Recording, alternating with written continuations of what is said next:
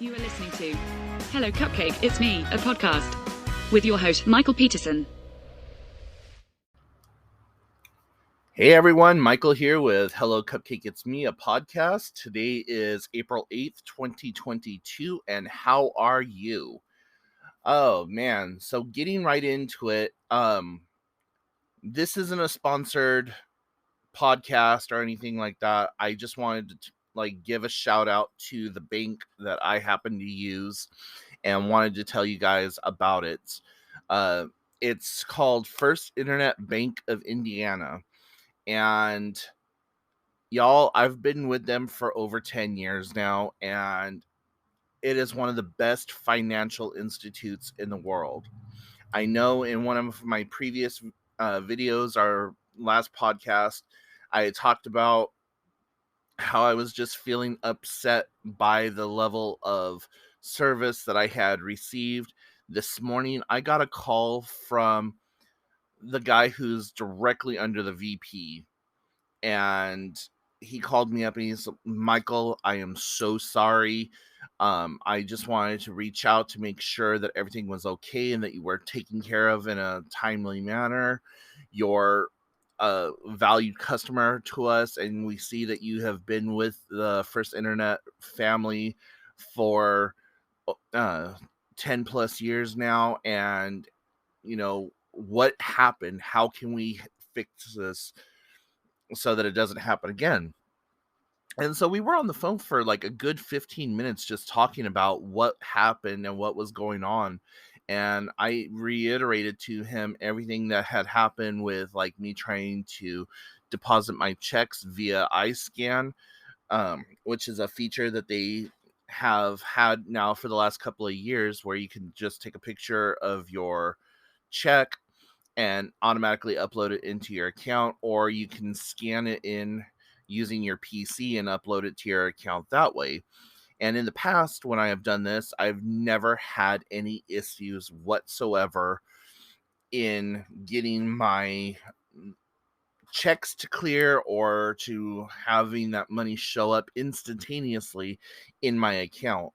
So I was like really kind of upset this time around when I went to deposit a check that it didn't show, and it didn't even like come up in there or come up on my side saying that I had deposited this check. And of course, whenever you are dealing with your money and you're trying to pay bills and everything, and things don't work out, it's an instantaneous crisis. And that's kind of how it was, is like I needed to pay a bill. That money was going in to pay said bill, and I needed to have that timestamp on there. And that timestamp wasn't going to be on there, so I had to get a hold of the company and, whole rigmarole. But the fact that the bank reached out to make sure that everything was okay and that things were taken care of properly and what have you, just like that really solidified my stance and wanting to stay with them as my financial institution. So if you're looking for a new bank, or you just want to open up another account, check them out. Their website is www.firstib.com. And you can open up an account with as little as $25. They have direct deposit. They do all of the services of a traditional bank. The only thing that they don't do is provide you with your checks.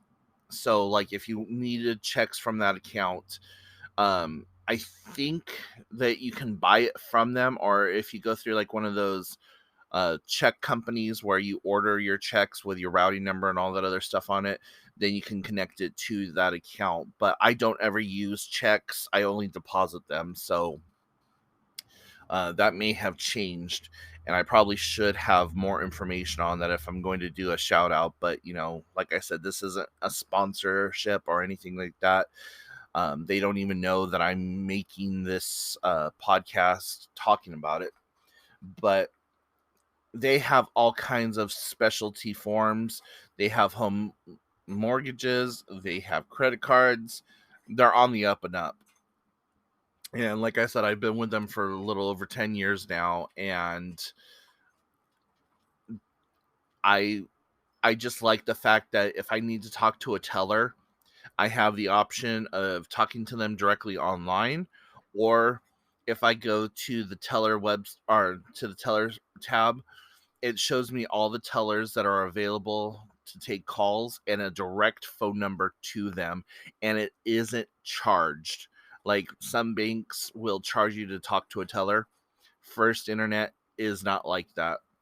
So I'm gonna leave a link in the show notes or the show note description about this bank. But I absolutely love them. Some people ask me, well, how do you get your money deposited into your account? Like if you have cash and you just need to add a 20 to your account, they have a network of ATMs available nationwide. So you would just go to one of those. There's a find the ATM locator thing on the app and on the website, and you're good to go. They don't charge you for withdrawing your money. Like if the ATM charges you like $3, I think that they give you that money back. Again, I don't ever withdraw money from an ATM. I always just use my one of my debit cards. And again, something I probably should know about, but yeah, I just wanted to give you guys a little like bit of information about that banking institution, and my experiences with them. And I'm extremely transparent in everything that I do. And if I see something that is not only a benefit for myself but has great customer service and whatever else, I'm the first one to talk it up. And I'm also the first one to say, we kind of steer away from this person or this bank or this business or whatever else, because I live on an extreme fixed income, and I know what it's like to be nickel and dimed to death, and you don't have to keep a minimum balance in your account. It's recommended to keep at least a penny in your account to keep it from being closed out, but you have no monthly maintenance fees or um, minimum balance fees or any of that other stuff. So it's really awesome, and I highly suggest you go take a look and just give it a once over. And again, that website is www.firstib.com. So getting into the second part of this show, it we are we got to talk about driving. And I know driving is a huge issue no matter where you're at, but especially here in the state of Washington, man, I hate Washingtonian drivers. Having been from California, where I was born, raised, and learned to drive and all that other stuff, and then moving here to Washington, fuck that, man. I hate the drivers up here. So the other day, I was um, coming out of the industrial area of where I live, and I was at an intersection and I looked both directions. There was no one there. That intersection has a speed limit of, it goes from 50 down to 40, 30 to 25. Well, I was in that stretch where it goes from 40 to 30, and I looked, no one was there, and I pulled out, and this car materializes behind me, and they are freaking the fuck out, flipping me off, throwing their hands up in the air. And at first I did that whole little like, oh, I'm sorry wave. I'm like, sorry, sorry, sorry. And I'm trying to get my car to like go faster, because it's a little bit of an incline where we're at. And they got right up on my tail And then they dropped down and got right up on my tail again. She's just like flipping the fuck out. And I slam on my brakes. And I was like, don't do that. And I'm looking at her and her husband right in my rear view mirror. I was like, do not do that. And she's all like, what are you doing? What are you doing? And like yelling and screaming. And I opened the door and I stopped traffic in both directions. And I opened my door and I was like, do we have to do this? Because if so, this isn't going to end well for one of us. And it's going to be you that it doesn't end well for. I'm like, I told you I'm sorry. Back the fuck off. Shut up. And so the whole time, she's like, oh my God, like literally clutching her pearls because she thinks that I'm about ready to come back there and do something, which being bipolar, I almost did. Like I was losing control of my facilities at that point. I was just like, motherfucker, this bitch is gonna catch it. And I just saw her husband tense up or whatever, and I'm just like, this is how we're going to have the day today. It's going to end in me fighting these two fools. And yeah, so I close my car door and I go to drive off, and traffic resumes on the other side. And I get to this roundabout and she's still acting out of pocket. And had I not been completely through that turn and there was a line of cars behind her and coming from the other direction, I would have just come right back in behind her and followed her home and like been like, what the hell? Why are you like this? You were nowhere near me. Like I had this whole scenario played out. I was just going to follow them to wherever they went and just like, what the hell? And road rage it's scary. And I'm not talking about like I was gonna follow them home and like murder them in their sleep or whatever, but I was just gonna follow them like, what the hell's your issue? Why did you have to act like that? Like you were going beyond the speed limit. You saw that I was waving you on, like saying, I'm sorry, I'm trying to get going here or whatever, and you were still freaking the fuck out. Like, no, do better. And like for people to insinuate or to act like that toward me when I'm driving, when I know that I'm a good driver, I might drive fast, but I'm a good driver. And in all the years that I've been driving, and I'm knocking on wood, even though it's particle board, I'm knocking on wood, Um,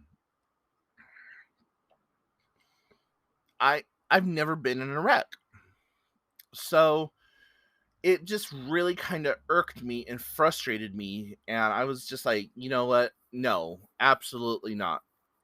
This is not how that's going to go down. So, yeah. Moral of the story is be mindful of other drivers. Yes, you may not want to drive over the speed limit. Yes, you may want to do this or that or the other thing. Yes, you might not want to do these things, but be mindful of the people in the car behind you and in front of you also. And if you're that person that doesn't want to drive faster and there's a car behind you that wants to go faster, do not police the road. Move the fuck over, get into the shoulder, let people pass you. Do not engage with people. Do not cause a scene, because you never know what that other person's going through or what their mental stability is or any of that other stuff. Like, had I not been in control of my facilities at that moment, things could have gotten a lot worse. And it took me an hour to calm down because I was that hyped up and that angry. But,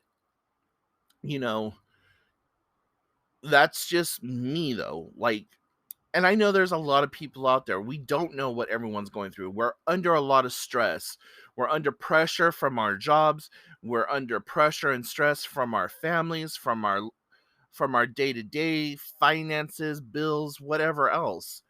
Be mindful If you don't want to go faster, then pull the fuck over and allow someone else to go faster. If you don't like the way that somebody's driving, pull over, let them drive, let them get ahead, let them get the ticket, let them do whatever. But by you policing other people, that only leads to a powder keg where everyone involved is going to be affected, and usually not in a very productive way. The best thing I could there's a movie called Unhinged with Russell Crowe, and he starts following this woman all throughout her town or the city that they lived in, just making her life a living fucking hell, all because she was rude to him. And he was already having a bad day that day anyways, and had like murdered some people or whatever. But had she just dealt with him in a civilized manner, he wouldn't have gone as far as he did. She's like, you know what, buddy, we're all having a bad day. And he's like, no, you weren't having a bad day, but you're going to now. And like, he sets her house on fire and does all this other stuff. And, yes, that's an extreme case of road rage and just psychosis in general. But living in the situations that we live in today, we don't know how far things would come. Would I have actually physically assaulted that woman? No. Am I going to make threatening gestures like I might have? Yes. But, we all say and do things in the heat of the moment, and then later on just think about it. And I know that I've been the topic of that person's conversation probably for the last 3 or 4 days, but, it it all boils down to just shutting the fuck up, letting other people live their lives, moving out of the way, and calling it good. Does that mean that you need to let yourself become a doormat? No, but at the same time, don't try to police other people. That's not your job, and that only leads to things becoming worse for you. So, yeah, there's all that. So, ironically enough, this leads me into the next talking point that I have here, and that is self discovery and reconnecting with yourself. So, yeah, we live in a time period where we are under so much pressure from so many different directions, and we're constantly worrying about money, we're worrying about our job, our kids, our relationships, our cars, our houses, whatever. We live in a stressful time period, and you need to take time to find yourself and reconnect with yourself. And I'm guilty of this also, but I've been making it a point to try to get out and reconnect with myself. And um in doing so, I usually feel so much better when I'm able to like get out and go into the forest, or even just go sit in my car by the beach, or going to a public park and sitting on the bench and just relaxing and just feeling good, completely disconnecting, like shutting my phone off, and just like sit there and meditate for a few minutes. If you don't have the ability to go to a park or whatever for 45 minutes, take an extra 5 or 10 minutes in the shower. Take the long way home from work. Do stuff that is only for you. You don't have to constantly burn the candle at both ends. And take a look at those people that are in your life right now. Make a mental note of who is actually there for you when you need them. And who are the people that are there constantly asking you for help, but when you need them, it's freaking crickets?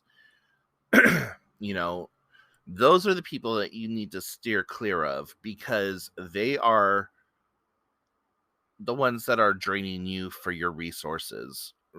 Be that your time, your money, your energy, whatever. They are a drain on your resources. Cut them out of your life. You only want people in your life that are there for you as much as you are there for them.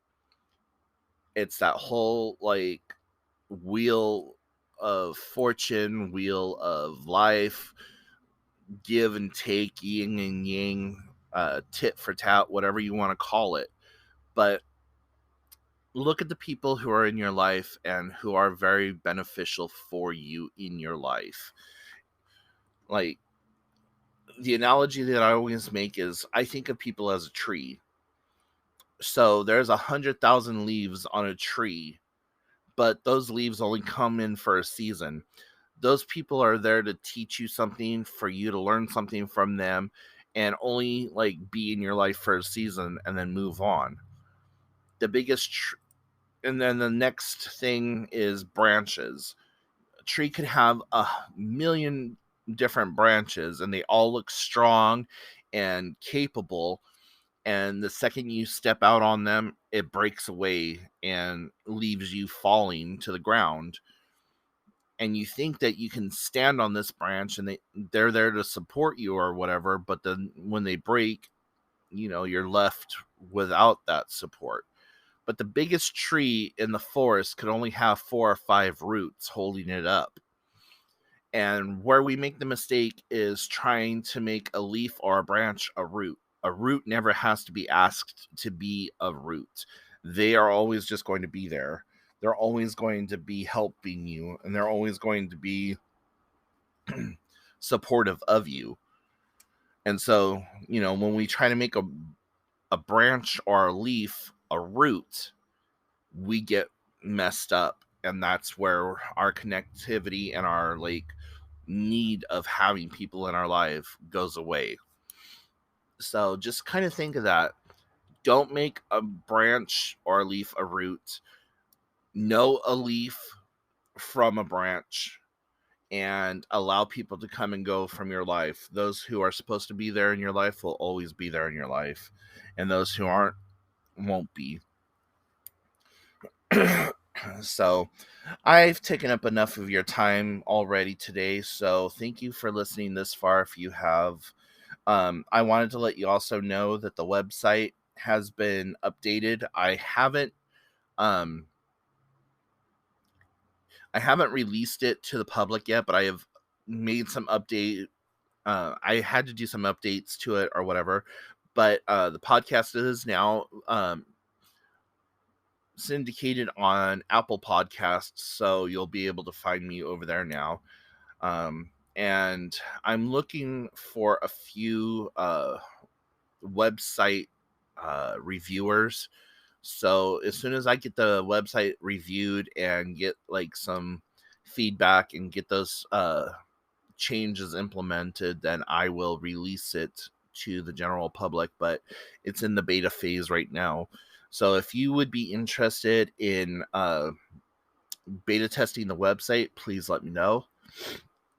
And I'm going to go ahead and let you go. So as always, thank you for listening, and make sure that you follow me on all the different social medias, and I will talk to you all later. Bye, guys. Thank you so much for tuning in.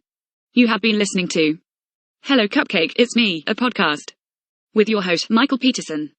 Please make sure to check back often, as new episodes are released bi-weekly. If you have any questions, comments, or concerns, please feel free to send a message to hellocupcakeitsme@gmail.com. And until next time, stay happy, safe, and keep doing the best you can with what you have been given.